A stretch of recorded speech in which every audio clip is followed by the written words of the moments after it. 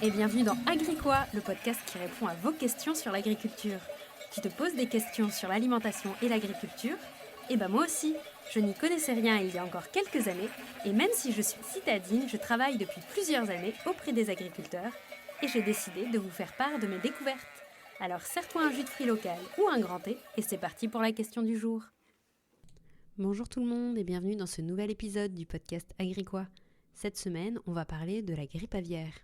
Ça peut sembler un peu lointain comme ça dans les informations, mais en fait ça touche directement notre alimentation si vous mangez du poulet, des œufs ou du foie gras par exemple, mais encore notre santé. C'est ce dont on va parler dans cet épisode. Depuis plusieurs années, les épidémies de grippe aviaire touchent les élevages de volailles et de canards. Comme vous l'avez sûrement entendu aux infos, quand il y a un cas dans un élevage, on abat l'ensemble des oiseaux de l'élevage.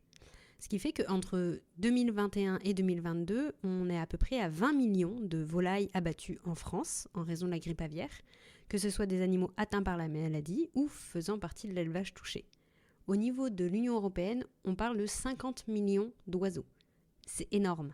Et cette maladie, elle pose énormément de questions et de stress pour le monde de l'élevage. Et aussi pour nous, normalement. Alors, pourquoi la grippe aviaire est-elle si grave ? La seule solution est-elle d'abattre les oiseaux ? C'est ce dont on va parler dans cet épisode. Alors pour commencer, bien sûr, qu'est-ce que c'est exactement la grippe aviaire ? Parce que moi, personnellement, je voyais pas trop le truc. En fait, les symptômes constatés, ce sont des troubles respiratoires, de la fatigue et même des troubles nerveux, donc des convulsions, des tremblements chez les volailles, et c'est extrêmement contagieux. Si un élevage est touché, ça va se transmettre très vite d'un oiseau à un autre au travers de la respiration et des fientes de l'animal. Et pour vous donner une idée, le taux de mortalité peut être très variable et il peut même avoisiner les 100% de l'élevage. Et bien sûr, il n'y a pas de traitement aujourd'hui. Une fois que c'est dans l'élevage, ça passe d'oiseau en oiseau et ils finissent par tous en mourir. Donc il faut trouver une option. C'est ce dont on parlera dans l'épisode. Alors d'où ça vient exactement cette maladie ? On peut se poser la question. Donc ça vient des oiseaux sauvages qui sont contaminés, qui ont déjà la grippe aviaire. Certains sont porteurs sains et sans symptômes. Et il y a aussi beaucoup de morts dans la faune sauvage en fait. Et il y a plusieurs options. C'est soit vous vous en doutez par contact direct, donc par exemple dans un élevage plein air où les oiseaux sont dehors, un oiseau sauvage peut venir se poser et être en contact avec les oiseaux. Donc du coup, il peut y avoir un contact direct. La deuxième option, c'est des contacts indirects.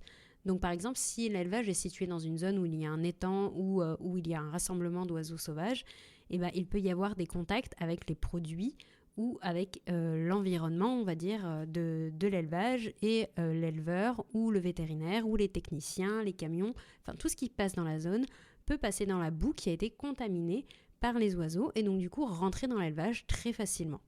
Donc ça peut très vite arriver. Et de façon générale, vous allez souvent voir dans les débats une opposition entre les éleveurs plein air qui disent que la grippe aviaire ne vient pas de chez eux et les élevages industriels qui disent que forcément c'est les élevages plein air qui sont en contact avec les oiseaux migrateurs. Sachez que les deux sont dedans, à savoir que la grippe aviaire a plus tendance à arriver donc avec les oiseaux sauvages, mais c'est le fonctionnement de l'élevage aujourd'hui qui fait que ça se propage aussi vite. Notamment, c'est pour ça qu'on le retrouve dans la filière des canards. Parce que c'est une zone, quand on dit canard et foie gras, on pense directement sud-ouest. C'est une zone où il y a une grande densité d'élevage, les uns à côté des autres, qui peuvent déplacer les animaux parce qu'on ne fait pas forcément le gavage au même endroit, la transformation du produit non plus, l'abattage également à un autre endroit. Et il peut créer beaucoup de déplacements des oiseaux. Il peut aussi y avoir beaucoup de déplacements des techniciens, des vétérinaires, bref, de tout l'environnement qu'il y a dans une filière d'élevage comme ça. Et donc en fait, c'est une porte d'entrée et une propagation qui vont créer l'ampleur de la grippe aviaire qu'il y a aujourd'hui.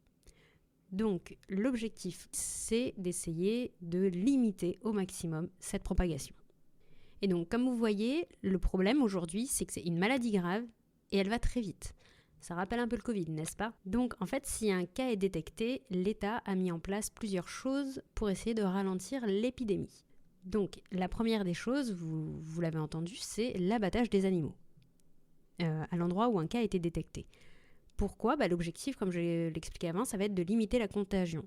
Je trouve ça choquant, je pense comme beaucoup de monde, d'imaginer abattre plusieurs millions d'animaux qui en plus sont sains au moment où c'est fait. Mais en fait, comme je l'expliquais, il n'y a pas de traitement aujourd'hui. Donc en fait, il y a 2 options fondamentalement.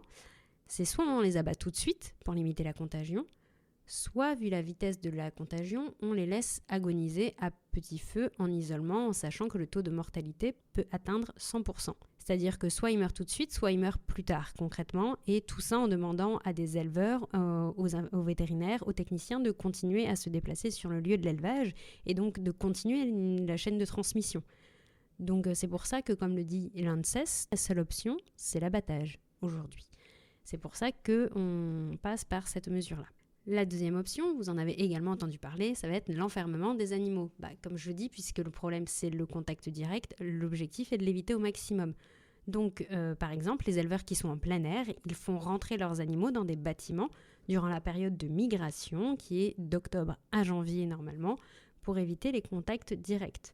Alors je dis cette période-là, mais c'est pas forcément sur toute la période, c'est en fonction des arrêtés, c'est en fonction des zones où il y a des cas déclarés, il y a plein de nuances dans tout ça, mais en gros, l'objectif est d'enfermer les animaux, et cela peut demander justement aux éleveurs plein air qui n'ont pas forcément de bâtiments pour pouvoir y mettre tous les oiseaux, de construire des bâtiments et d'adapter leur élevage à cette problématique-là.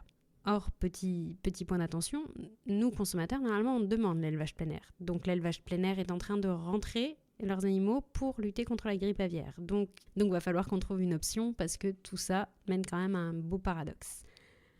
La deuxième chose, à part enfermer les animaux ou les abattre, il y a des mesures de prévention qui s'appellent la biosécurité.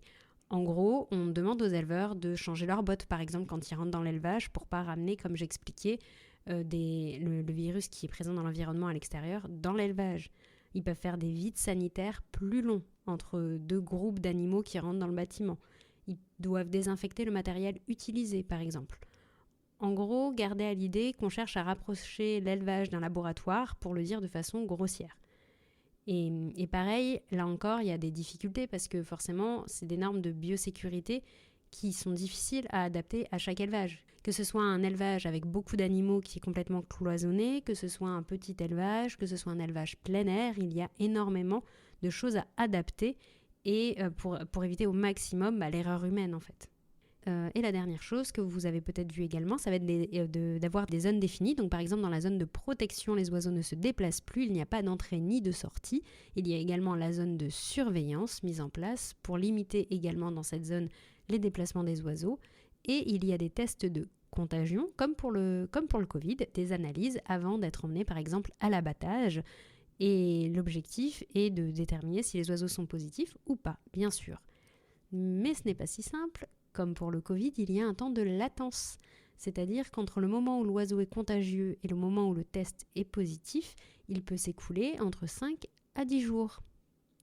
Et donc du coup, il arrive des moments où les oiseaux sont bien déplacés pour être par exemple gavés ou abattus alors qu'ils sont positifs. Et donc cela pose de nombreuses pour éviter la propagation de la maladie d'élevage en élevage.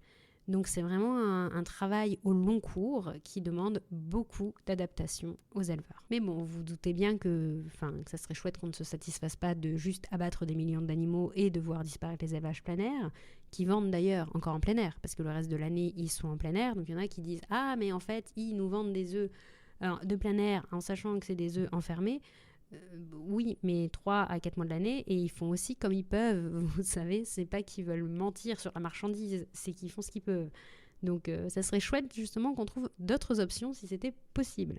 Donc qu'est-ce qu'on a aujourd'hui sur la table, en plus des mesures que je vous ai expliquées au-dessus ?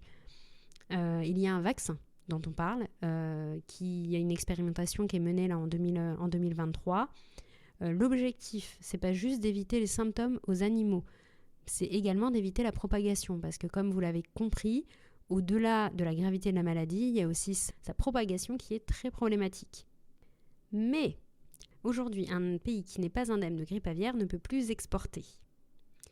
Or, si on vaccine, vu qu'il y aura les anticorps de la maladie chez les oiseaux, les tests ne feront pas la différence entre vacciné et positif. Donc, si on vaccine, il faudrait mettre en place des accords internationaux sur le sujet pour permettre l'exportation des oiseaux français. Et là encore, ça va mettre un petit moment avant d'être une solution. Mais la deuxième chose, c'est que, comme pour le Covid, le vaccin ne règle pas le problème de la maladie. Ça n'empêche pas la présence de la maladie sur le territoire et ça n'empêche pas forcément sa propagation. Donc, il faut trouver une autre option. Et vous vous doutez laquelle, à savoir changer les pratiques. La grippe aviaire, elle arrive sur le territoire à cause des oiseaux sauvages, mais elle se propage par le fonctionnement de l'élevage actuel. Donc, en fait, les premières mesures demandées, c'est de dédensifier l'élevage, espacer les exploitations, éviter les déplacements d'oiseaux d'un point à un autre, c'est vraiment dédensifier l'élevage.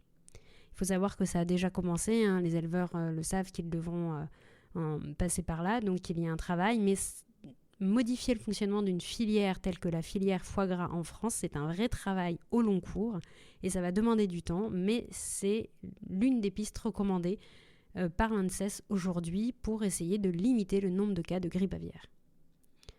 Donc une maladie grave, c'est une maladie problématique. Il y aura un vaccin pour essayer d'améliorer les choses, mais ça n'empêche pas que fondamentalement, la maladie se propage trop vite. Petite question bonus, parce que je l'entends aussi, concernant la transmission à l'homme. Alors aujourd'hui, en France, il n'y a pas de cas de transmission de cette grippe aviaire à l'homme, mais il y en a en Asie.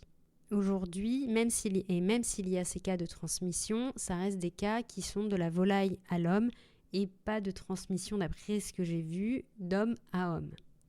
Ça ne veut pas dire que c'est impossible.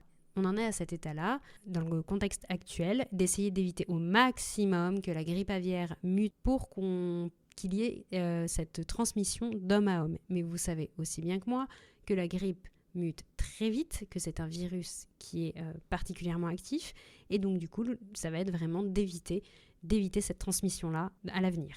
Du coup, en conclusion, les abattages massifs sont la seule solution aujourd'hui pour pouvoir limiter la diffusion de la maladie. L'objectif est donc d'éviter de les laisser agoniser dans l'élevage et en même temps d'éviter la contamination des élevages voisins. Mais de même que le Covid pour nous, la grippe aviaire, c'est aussi l'expression des flux, des transferts qu'il y a au sein du monde de l'élevage. Et même s'il y a un vaccin, ça n'empêche pas également d'améliorer les gestes barrières et de limiter le contact avec la faune sauvage. Donc aujourd'hui, il n'y a pas vraiment d'option possible à part l'abattage massif et l'enfermement des animaux quand il y a un risque. À voir si on trouve mieux à l'avenir. Merci d'avoir écouté cet épisode, j'espère qu'il vous a plu. N'hésitez pas à me faire part de vos interrogations, que ce soit sur cet épisode ou même sur n'importe quel sujet en lien avec l'agriculture. Je me ferai un plaisir de faire un épisode dessus. Si cet épisode vous a plu, n'hésitez pas à vous abonner sur Spotify ou sur Apple Podcast et à me laisser un commentaire. Et on se retrouve la semaine prochaine avec un nouveau sujet.